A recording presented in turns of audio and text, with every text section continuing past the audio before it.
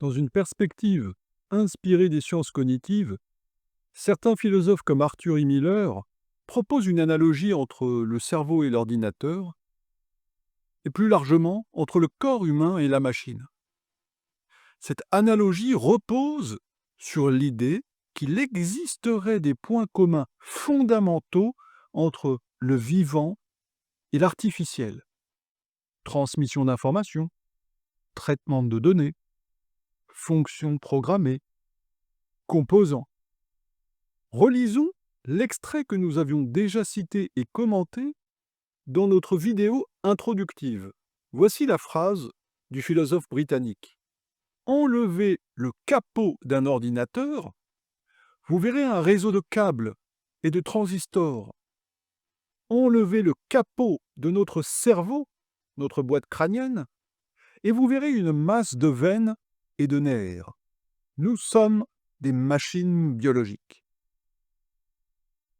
Une telle approche trahit une vision externaliste du corps, conçue comme une boîte qu'il suffirait d'ouvrir pour accéder à son fonctionnement.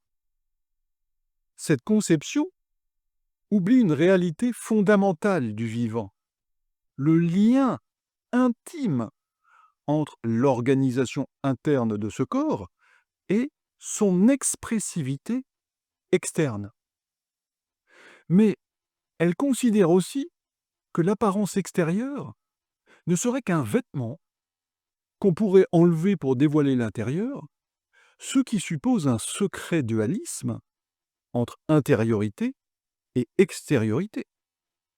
Cette réduction du corps à une boîte fonctionnelle trouve sa limite dès que l'on considère le développement embryologique du vivant.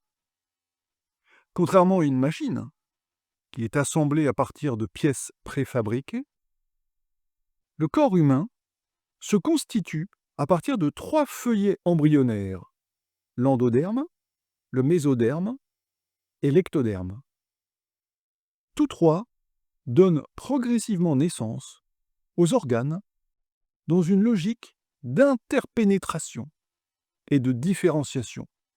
Considérons par exemple notre peau. La peau incarne le sens du toucher, non pas en un point localisé comme un capteur, mais comme une surface sensible qui enveloppe et relie tout le corps au monde. Nous touchons et sommes touchés de la tête aux pieds, alors que la vue, l'odorat, l'ouïe et le goût sont plus localisés. Mais cette peau est surtout un organe expressif et pas seulement sensoriel.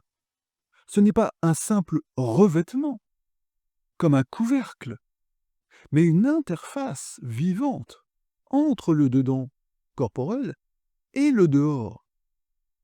Ce n'est d'ailleurs pas un hasard si la peau, les yeux et le système nerveux partagent une même origine embryologique, l'ectoderme. Cela signifie que l'apparence extérieure n'est pas un simple habillage. C'est le prolongement d'un dedans. La peau est une interface. Elle frissonne, rougit, transpire, pâlit. Elle manifeste la peur, la honte, la maladie, le désir. Comme le regard, elle fait paraître l'esprit au sens fort du terme. Là où la machine cache ses circuits sous un boîtier inexpressif, le vivant se donne à voir. Il n'indique pas. Il exprime. La peau rougit quand nous sommes timides, frissonne et connaît la chair de poule quand nous avons froid. Elle pâlit lorsque nous éprouvons un malaise. Dans son ouvrage Les passions de l'âme, certains articles du philosophe Descartes, qui est pourtant mécaniste, rappellent néanmoins que ce corps exprime. L'article 112, intitulé « Quels sont les signes extérieurs des passions de l'âme ?» répertorie plusieurs phénomènes. Changement de couleur de la peau, action des yeux et du visage, tremblement, par exemple. L'article 113 mentionne l'expressivité du regard. Donc, le regard n'est pas seulement un organe sensoriel, c'est un organe expressif. Il montre tout de suite, il exprime de la haine, du désir, de l'envie, de la jalousie. L'article 114 rapporte que certaines passions font pâlir ou rougir. L'article 115 de Descartes, que la joie fait rougir. L'article 116, que la tristesse fait pâlir.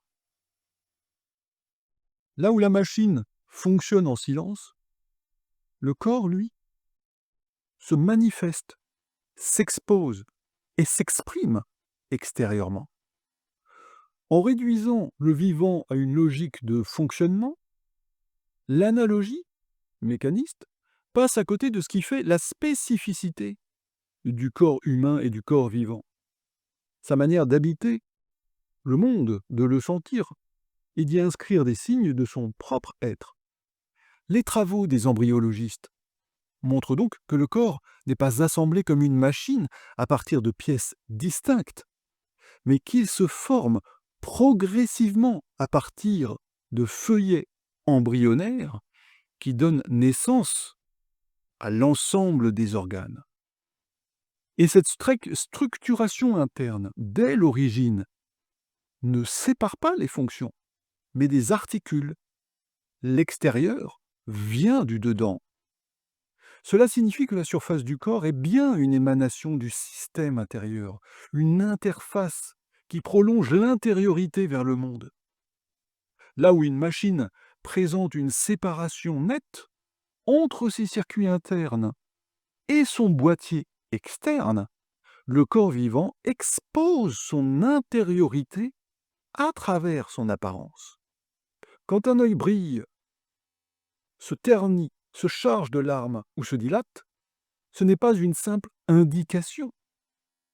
C'est un affect qui se donne à voir. Une machine peut indiquer une erreur, mais ces signaux sont des messages codés, aucunement des expressions incarnées. Elle informe, mais elle n'exprime pas. En ce sens, le vivant ne se contente pas de fonctionner, il se manifeste. La peau et le regard ne sont pas des dispositifs de détection ou d'alerte. Ils sont bien le dehors d'un dedans qui cherche à paraître et à être perçu. L'analogie entre le vivant et la machine, telle que la propose Arthur E. Miller, méconnaît donc l'unité du corps vivant, où chaque organe est à la fois fonctionnel et expressif, fruit d'un développement et non d'un assemblage. Elle oublie que le vivant n'est pas seulement ce qui fonctionne, mais ce qui veut se manifester, s'exposer, se montrer, s'inscrire dans un monde qui l'affecte et par lequel il est affecté.